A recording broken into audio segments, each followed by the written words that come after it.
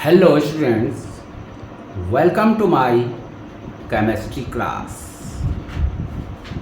आज से हम एक नई जर्नी शुरुआत करने जा रहे हैं केमिस्ट्री की दुनिया में, जहां हम जानेंगे दुनिया को बनाने वाले बेसिक पार्टिकल्स को।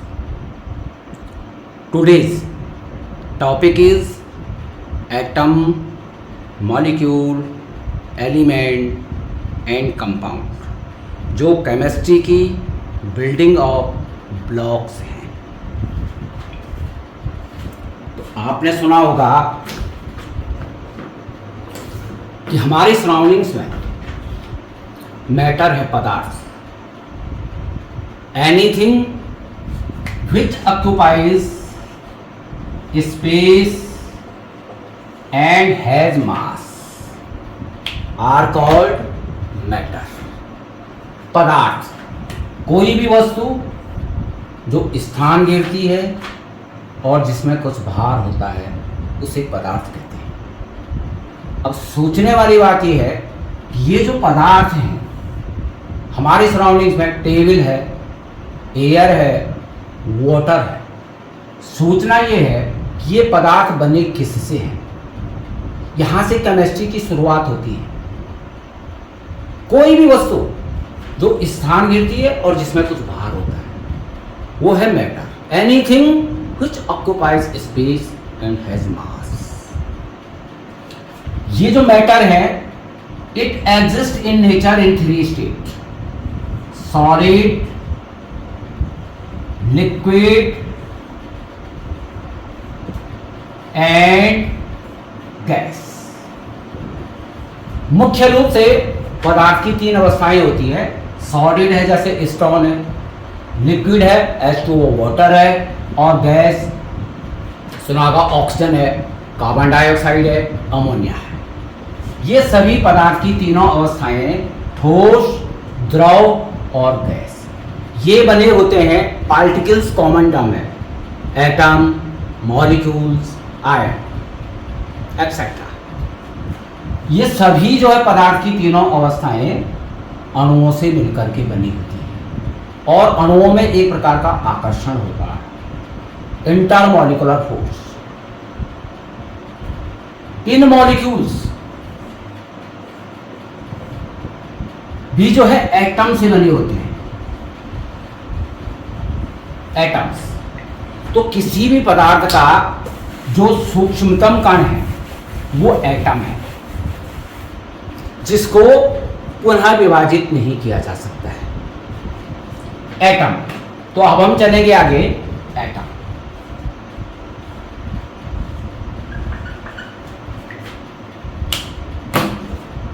कोई भी पदार्थ सूक्ष्मतम कणों से मिलकर के बना होता है, जिसे परमाणु कहते हैं।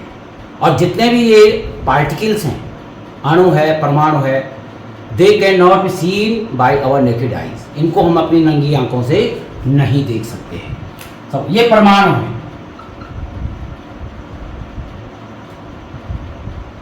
ये परमाणु है।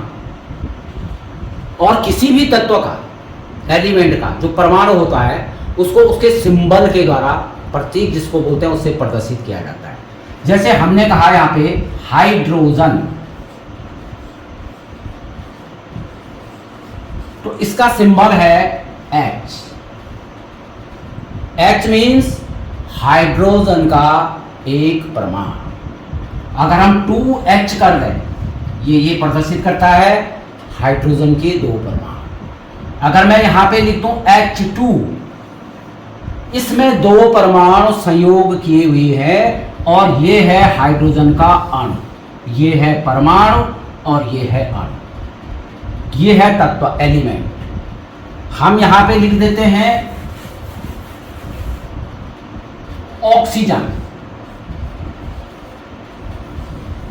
Symbol of oxygen is O, oxygen. ये परमाणु है, एटम।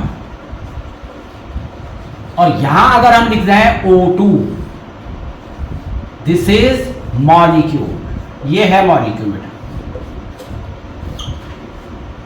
इससे पता चल रहा है कि जो अणु बनते हैं ये परमाणुओं के संयोग से बनते हैं। परमाणु जब संयोग करते हैं तो अणु बनते हैं। नेचर में, प्रकृति में, atoms are unstable in nature. परमाणु अस्थायी होते हैं। अपने स्थायित्व के लिए, अपनी स्टेबिलिटी के लिए atoms combine and they form molecules. Molecule को हम इस तरीके से भी कह सकते हैं ग्रुप ऑफ एटम्स। उन मॉलिक्यूल्स में एटम्स सेम भी हो सकते हैं और डिफरेंट भी हो सकते हैं। Like O2, CO2, Cl2, H2O, CH4, ये सारे के सारे अणु हैं, मॉलिक्यूल्स। और इन मॉलिक्यूल्स में आप देख रहे होंगे ये मीथेन है, कार्बन का एक परमाणु और हाइड्रोजन के 4 परमाणु जब संयोग करते हैं तो मीथेन का एक अणु बनता है। ऑक्सीजन O2, ऑक्सीजन के 2 परमाणु जब संयोग करते हैं तो ऑक्सीजन का एक अणु बनता है। ये परमाणुओं का संयोग है, group of atoms. Carbon dioxide, carbon का एक परमाणु, ऑक्सीजन के 2 परमाणु जब संयोग करते हैं तो कार्बन डाइऑक्साइड का एक अणु बनता है। Cl2, क्लोरीन के 2 परमाणु संयोग करते हैं तो क्लोरीन का एक अणु बनता है। वाटर, जल, हाइड्रोजन के 2 परमाणु ऑक्सीजन के जब एक परमाणु से संयोग करते हैं तब जल का एक अणु। अणु क्यों बनते हैं? क्योंकि परमाणु होते हैं अस्थायी, अनस्टेबल इन नेचर। स्थायित्व के लिए ये संयोग करते हैं और अणु बनाते हैं। लेकिन यही जो अणु है, देखिए मेन प्रॉब्लम ये है, इनमें से एलिमेंट कौन है और कंपाउंड कौन है।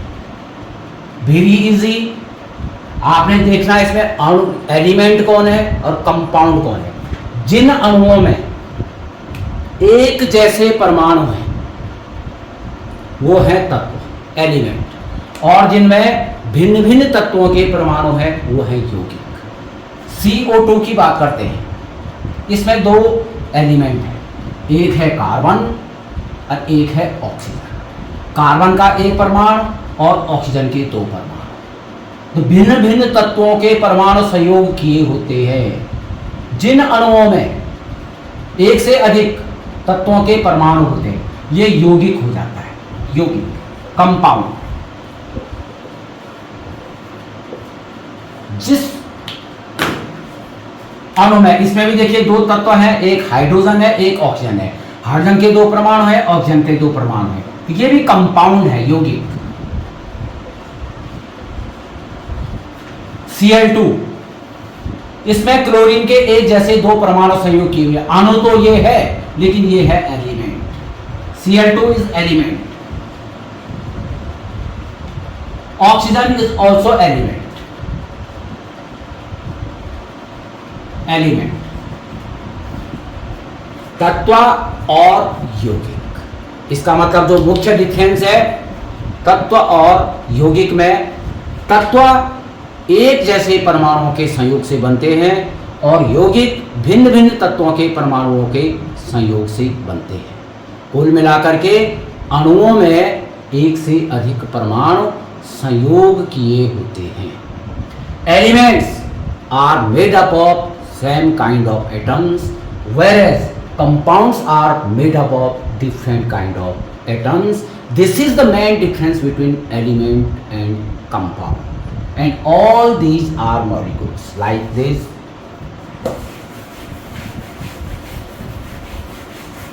अपना स्थायित्व के लिए, अपनी स्टेबिलिटी के लिए परमाणु सहयोग करते हैं। सपोज ये हाइड्रोजन का परमाणु है,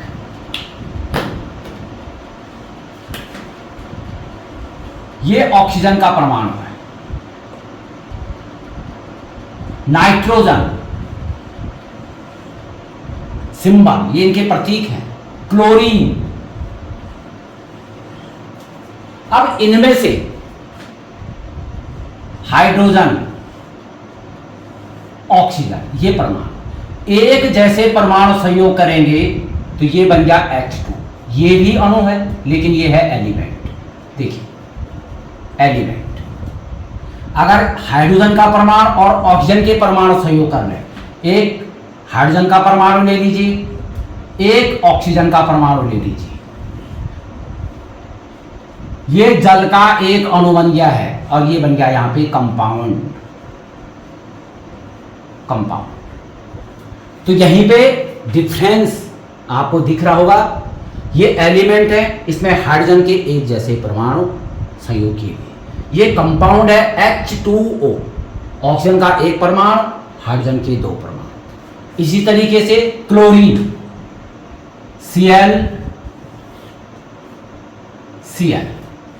Cl2, क्लोरीन के एक अणु में क्लोरीन के दो परमाणु संयोग करते हैं, तब क्लोरीन का एक अणु बनता है।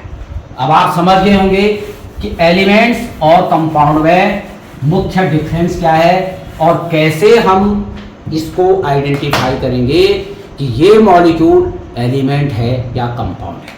सपोज H2SO4 सल्फ्यूरिक एसिड का एक अणु, इसमें हाइड्रोजन के दो परमाणु है, सल्फर का एक परमाणु है और ऑक्सीजन के चार परमाणु है। दो परमाणु हाइड्रोजन के प्लस एक परमाणु सल्फर का प्लस चार परमाणु जो है ऑक्सीजन के संयोग किए हुए हैं, तब सल्फ्यूरिक एसिड का एक अणु बन रहा है। कुल परमाणु की बात हम करें 4, 5, 6 एंड 7, इसमें 7 एटम्स हैं और ये 7 परमाणु जो है संयोग करके सल्फ्यूरिक एसिड का एक अणु बना रहे हैं। तो ये कंपाउंड होगा, ये एलिमेंट नहीं है, ये है कंपाउंड। भिन्न भिन्न तत्व है और भिन्न भिन्न तत्वों के एक से अधिक परमाणु यौगिक में होते हैं। आगे देखिए P4, सिंबल जो प्रतीक होता फास्फोरस का वो P है, एटम।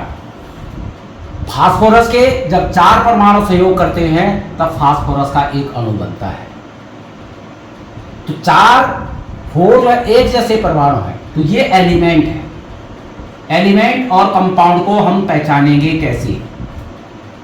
एसिड सल्फर के 8 परमाणु संयोग कर रहे हैं, तब सल्फर का एक अणु बन रहा है, ये भी हो जाएगा एलिमेंट।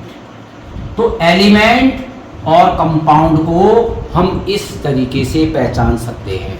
जिस अणु में एक जैसे परमाणु है उसको आप एलिमेंट कहेंगे और जिस अणु में एक से अधिक तत्वों के परमाणु है उसे हम यौगिक कहेंगे। NH3 2 तत्व हैं इसमें, एक नाइट्रोजन है और एक 3 परमाणु जो है हाइड्रोजन के हैं, एक नाइट्रोजन तत्व है, एक हाइड्रोजन है, तो ये भी कंपाउंड है।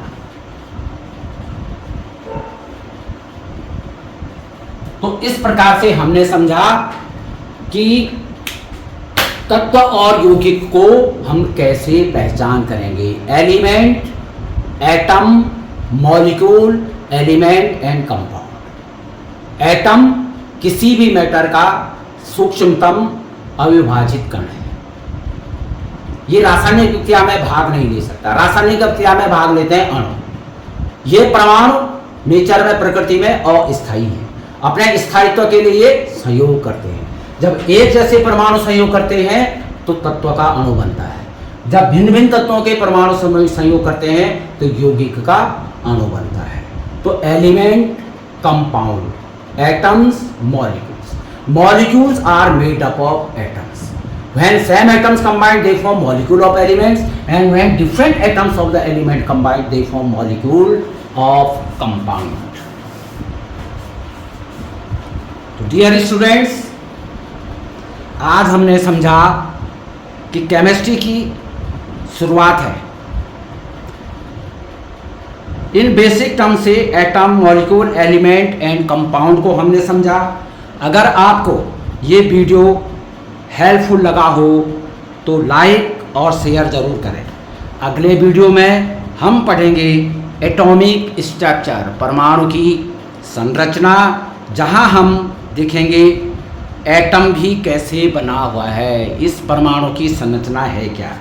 मिलते हैं नेक्स्ट क्लास में केमिस्ट्री की खंडोरी क्लासेज में कि परमाणु की संरचना कैसी होती है। अभी तो हमने पढ़ा एटम्स, मॉलिक्यूल, एलिमेंट, कंपाउंड, और एलिमेंट और कंपाउंड को आइडेंटिफाई करना। कमेंट्स में ज़रूर लिखें, अगर आगे फिर समझ में नहीं आएगा नेक्स्ट वीडियो में हम आपको बता सकते हैं।